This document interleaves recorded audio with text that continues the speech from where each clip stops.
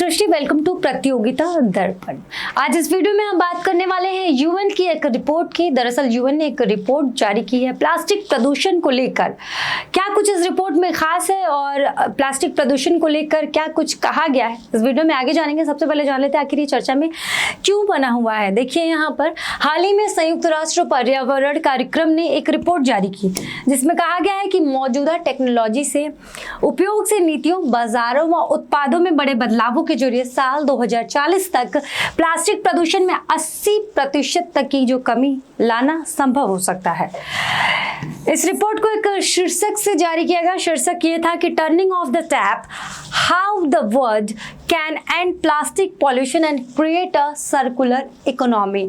ये रिपोर्ट का शीर्षक था, इसी नाम से इस रिपोर्ट को जारी किया गया है। देखिए रिपोर्ट लॉन्च का महत्व क्या है, ये देखिए। ये रिपोर्ट 16 मई 2023 को आगामी अंतर सरकारी वार्ता समिति 2 की बैठक से ठीक पहले लॉन्च की गई। ये बैठक प्लास्टिक प्रदूषण को संबोधित करने के लिए कानूनी रूप से बाध्यकारी साधनों पर चर्चा करने के लिए की गई। आगे बढ़ते हैं, रिपोर्ट की कुछ खास बातें जान लेते हैं। देखिए वर्ष 2040 तक प्लास्टिक प्रदूषण में 80% तक की कमी लाने के लिए पहले अनावश्यक और समस्या की वजह बनने वाले प्लास्टिक को दूर करना होगा ताकि मौजूदा चुनौती के आकार में कमी लाई जा सके। इसके बाद बाजारों में 3 बड़े बदलाव जरूरी होंगे। देखिए पुनः उपयोग, रिसाइकल और उत्पादों में विविधता लाना। साथ ही फिर से भरी जा सकने वाली बोतलें जैसे प्लास्टिक उत्पादों के पुनः इस्तेमाल समेत अन्य योजनाओं के जरिए बढ़ावा देना होगा जिससे 2040 तक प्लास्टिक प्रदूषण में 30% की कमी लाई जा सकती है। इसकी संभावना को साकार करने के लिए फिर से इस्तेमाल किए जा सकने वाले उत्पादों को बढ़ावा देना अहम होगा। आगे बढ़ते हैं, देख लेते हैं। देखिए प्लास्टिक प्रदूषण में 2040 तक 20% तक की कमी लाने के लिए उत्पादों की रिसाइकलिंग को मुनाफे का उद्यम बनाना होगा। इसके तहत जीवाश्म ईंधन पर सब्सिडी को खत्म करना होगा।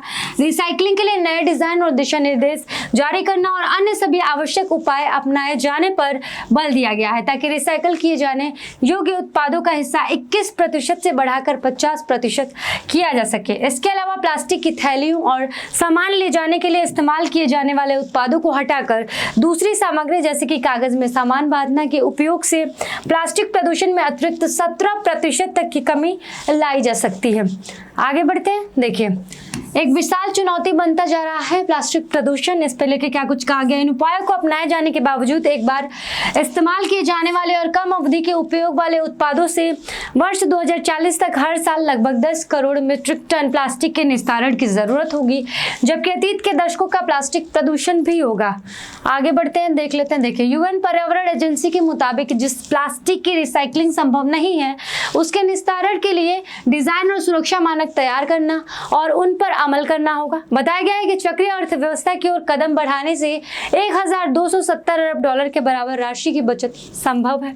इसके अलावा स्वास्थ्य, जलवायु, वायु प्रदूषण, समुद्री पारिस्थितिकी तंत्रों के क्षरण समेत अन्य कीमतों से 3250 अरब डॉलर की बचत की जा सकती है। देखिए कैसे होगा इसका समाधान। रिपोर्ट में अनुमान व्यक्त किया गया है कि यह समाधान अपनाकर वर्ष 2040 तक कुल 7 लाख रोजगारों की वृद्धि होगी, जिनमें से अधिकांश जो है वो निम्न आय वाले देशों में होंगे। यूएन एजेंसी की ओर से जिन व्यवस्थागत बदलावों की चर्चा की गई है, पैरवी की गई है, उनमें निवेश की कीमत बढ़ी है लगभग 65 अरब डॉलर। लेकिन इन बदलावों को न अपनाने की स्थिति में होने वाले जो व्यय है वो 113 अरब डॉलर से फिर भी कम है। आगे बढ़ते हैं, देखिए विशेषज्ञों के मुताबिक ये उपाय अपनाने के लिए समय जो लगातार बीता जा रहा है और 5 वर्ष की देरी से वर्ष 2040 तक 8 करोड़ मीट्रिक टन प्लास्टिक की वृद्धि हो सकती है। संगठन के मुताबिक अंतर्राष्ट्रीय सहमति प्राप्त नीतियों के जरिए राष्ट्रीय स्तर पर योजना व व्यवसायों द्वारा कार्रवाई की सीमाओं से उबरा जा सकता है। चक्रीय प्लास्टिक अर्थव्यवस्था की रफ्तार को बनाए रखा जा सकता है और रोजगार सृजन को बढ़ावा देना भी संभव हो सकता है। फिलहाल के इस वीडियो में सिर्फ इतना ही। जानकारी अच्छी लगी हो तो कमेंट में हमें बता सकते हैं। साथ ही ऐसी ढेर सारी जानकारी के लिए हमारे चैनल को लाइक, शेयर, सब्सक्राइब कर सकते हैं। धन्यवाद।